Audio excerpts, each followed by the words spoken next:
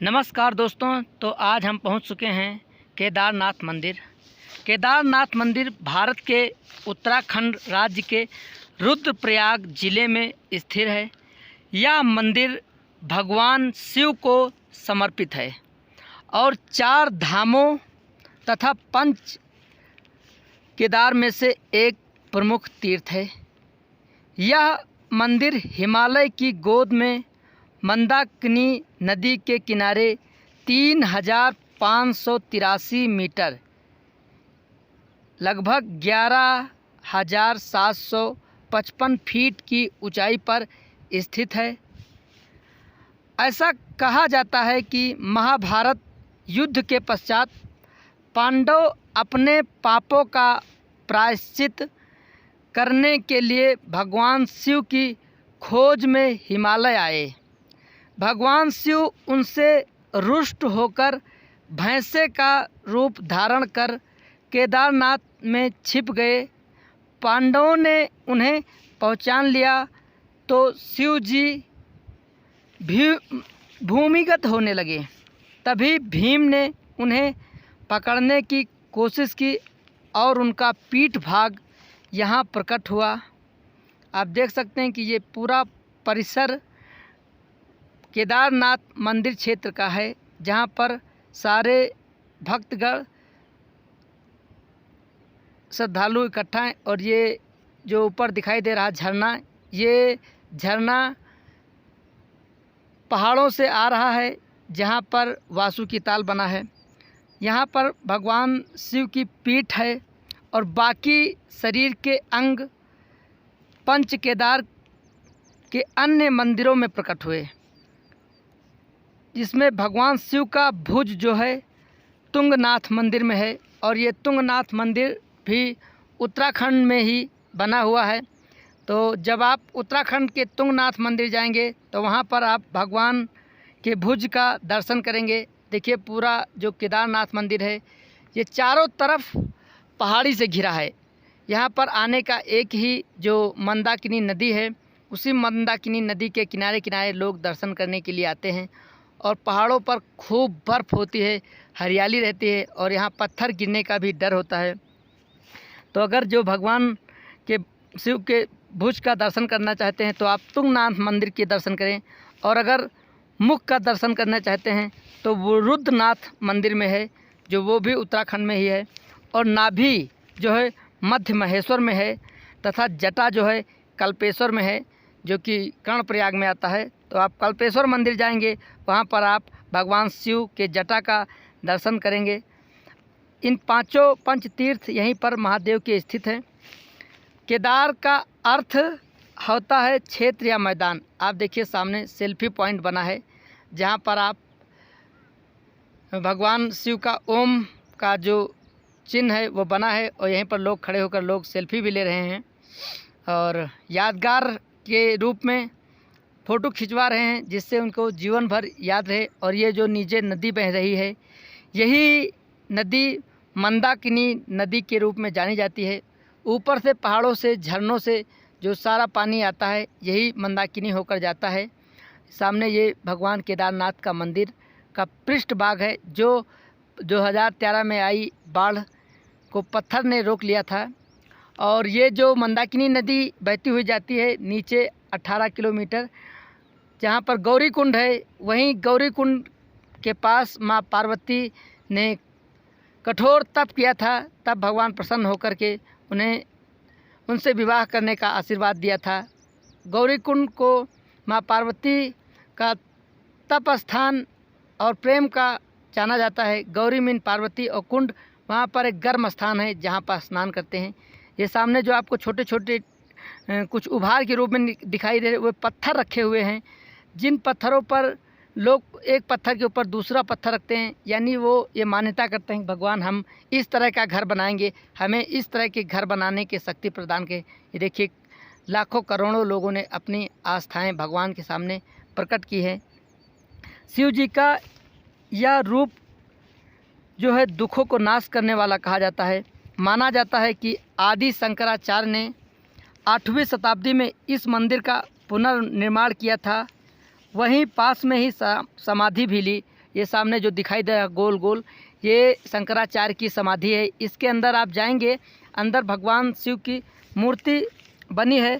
अब जो जहाँ पर लोग दर्शन करते हैं, मंदिर की वास्तुकला जो है कत्यूरी शैली में पत्थरों की उकेरी गई है। जो कत्यूरी शैली होती है उसी की बनाई गई है।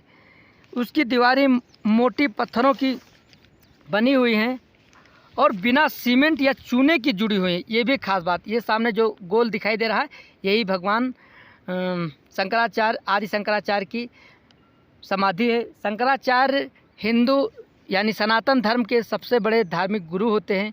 उन्होंने ही चारों मठों का स्थापना किया, 12 ज्योतिर्लिंग, और उन्होंने अलग अलग चारों मठों में 4 शंकराचार्य बिठाए। हिंदू धर्म सनातन धर्म को जोड़े रखने के लिए उन्होंने अथक प्रयास किए। इसीलिए केदारनाथ में साउथ के पुजारी होते हैं और साउथ इंडिया में नॉर्थ के पुजारी। इस तरह से आपस में एक दूसरे से भाषा विविधता होने के कारण भी लोग आपस में एक दूसरे से धर्म के कारण जुड़े रहेंगे। ये जो मंदिर है बिना सीमेंट और चूने की जुड़ी हुई है। स्कंद पुराण, शिव पुराण और महाभारत में केदारनाथ का उल्लेख है। कई मध्यकालीन यात्रियों और संतों ने इस स्थान का उल्लेख किया है, जैसे कि स्वामी रामानंद ने किया है, गुरु नानक देव ने भी किया है। आपको पता है यहीं पर ननकाना साहब, जो लोग दर्शन करने के लिए सिख समाज से हैं, वो लोग भी यहाँ पर केदारनाथ दर्शन करने के लिए आते हैं। 16-17 जून 2013 को भारी वर्षा, ग्लेशियर का फटना और भूस्खलन के कारण विनाशकारी बाढ़ आई। केदारनाथ कस्बा पूरा तबाह हो गया, लेकिन चमत्कारी रूप से मंदिर की संरचना सुरक्षित रही। एक बड़ी चट्टान मंदिर के पीछे रुक गई और बाढ़ का पानी मंदिर को नुकसान नहीं पहुंचा सका। इसे भोलेनाथ की कृपा माननी चाहिए।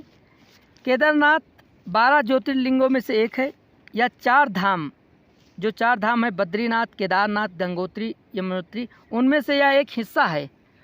वर्ष में केवल 6 महीने यानी अप्रैल से नवंबर तक ही यहाँ दर्शन संभव होते हैं। बाकी समय मंदिर बंद रहता है और भगवान की डोली जो है उखी मठ में विराजमान होती है। और इस मंदिर के अंदर हमेशा साल भर लगातार ज्योति जलती रहती है। कपाट बंद हो जाता है, फिर भी देखिए यहाँ का मौसम कितना सुहाना है। हमेशा यहाँ पर बर्फ़ ढका रहता है, बादल यहाँ पर कोहरा छाए रहते हैं। मौसम यहाँ का इतना अच्छा होता है कि जब एक बार व्यक्ति चढ़ कर के आ जाता तो बार बार उसको यहाँ पर आने का मन करता रहता है। मंदिर जो है केवल 6 महीना खुलता है, उसके बाद बंद रहता है। प्राचीन समय में तीर्थयात्री केवल पैदल यात्रा करते थे। अब गौरीकुंड से 16 से 18 किलोमीटर की चढ़ाई के बाद मंदिर पहुंचा जाता है। आप यहां पर पैदल यात्रा करें, अच्छा रहेगा, आपको पुण्य प्राप्त होगा। यदि आप पैदल नहीं चल सकते हैं तो आप घोड़े पर सवार होकर के यहाँ तक की यात्रा कर सकते हैं। और यदि घोड़े पर सक्षम नहीं है तो 4 आदमी आपको डोली पर जो लेकर के आते हैं, आप उससे भी आ सकते हैं। और हो सके तो आप हेलीकॉप्टर सेवा भी उपलब्ध है, आप उसका लाभ लें। केदारनाथ एक ऐसा स्थल है जहाँ आस्था, इतिहास, विज्ञान और प्रकृति चारों का संगम होता है। यह शिव भक्तों के लिए मोक्षदायिनी मानी जाती है। केदारनाथ केवल एक तीर्थ स्थल नहीं है, यह एक आध्यात्मिक साधना, प्रायश्चित और मोक्ष की ओर यात्रा का प्रतीक है। इसके दर्शन के पीछे गहरे दार्शनिक और आध्यात्मिक विचार जुड़े हैं। महाभारत काल में यह मान्यता है कि पांडवों ने अपने पापों का प्रायश्चित करने के लिए केदारनाथ की यात्रा की थी। यह दर्शन बताता है कि कोई भी कितना भी महान हो, कर्मों का फल भोगना पड़ता है। केदारनाथ की कठिन यात्रा आत्मा की परीक्षा है। जैसे जैसे शरीर थकता है, आत्मा भीतर से मजबूत होती है। केदारनाथ की यात्रा कठिन और ऊंचाई पर है। यह प्रतीक है कि आध्यात्मिक ऊंचाई पाने के लिए शारीरिक और मानसिक तपस्या जरूरी है। देखिए बाबा जी यहाँ पर बैठे हुए हैं और लोगों को आशीर्वाद दे रहे हैं। कितने ठंड में भी ये लोग तप हमेशा करते रहते हैं। दर्शन के समय स्वयं को अहंकार से मुक्त करके शिव के चरणों में आत्मसमर्पण करता है। भगवान केदारनाथ शिव के रुद्र रूप माने जाते हैं। दर्शन का अर्थ है अपने भीतर के अहंकार, काम, क्रोध, लोभ, मोह का नाश करना। शिव रुद्र है, वे विध्वंस करते हैं, लेकिन तभी जब नया निर्माण हो। दर्शन करके व्यक्ति अपने बुरे कर्मों को छोड़कर नए जीवन की शुरुआत करता है। हिमालय और केदारनाथ वैराग्य और त्याग का प्रतीक है। यहाँ आने का अर्थ है सांसारिक बंधनों से ऊपर उठना और परमात्मा से जुड़ना। दर्शन के समय व्यक्ति यह अनुभव करता है कि शक्ति बाहरी नहीं अंदर की है। केदारनाथ के दर्शन प्रकृति के बीच में होते हैं। ऊंचे पर्वत, ठंडी हवाएं, मंदाकिनी नदी यह अनुभव कराता है कि प्रकृति स्वयं शिव का रूप है। दर्शन के समय व्यक्ति अपने अस्तित्व को ब्रह्मांड से जुड़ा हुआ महसूस करता है। केदारनाथ के दर्शन सिर्फ एक धार्मिक कर्मकांड नहीं बल्कि आत्मा के भीतर की यात्रा है। यह एक आंतरिक जागरण, पुनर्जन्म और ईश्वर के साथ एकता का प्रतीक है। केदारनाथ जाकर शिव को देखना दरअसल स्वयं को देखना है। केदारनाथ मंदिर एक अद्भुत, रहस्यमय और चमत्कारिक स्थान है, जिसकी गहराई में न केवल एक धार्मिक आस्था है बल्कि विज्ञान, प्रकृति और दिव्यता का अद्भुत संगम छिपा है। हिमालय की ऊंचाइयों और भूकंप संभावित क्षेत्र में होने के बावजूद यह आज भी अडिग है और खड़ा है। ग्लेशियर और बर्फ़ के दबाव से भी यह मंदिर कभी नहीं ढहा। वैज्ञानिक भी हैरान है कि इतने भारी पत्थरों को इतनी ऊंचाई पर कैसे लाया गया, उन्हें बिना किसी आधुनिक उपकरण के कैसे जोड़ा गया।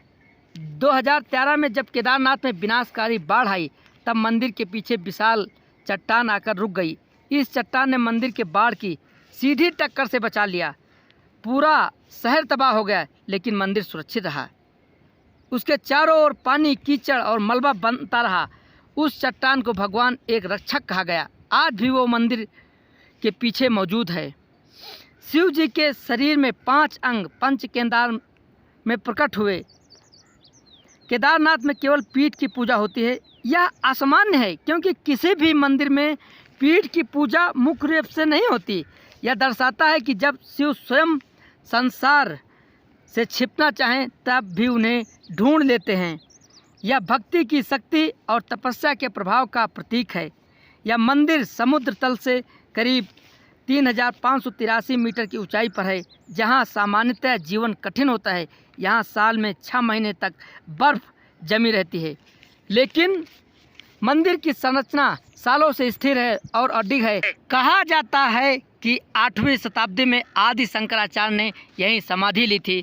उनके शरीर का कोई प्रमाण या अवशेष कभी भी नहीं मिला, वे अदृश्य हो गए। यही मान्यता है।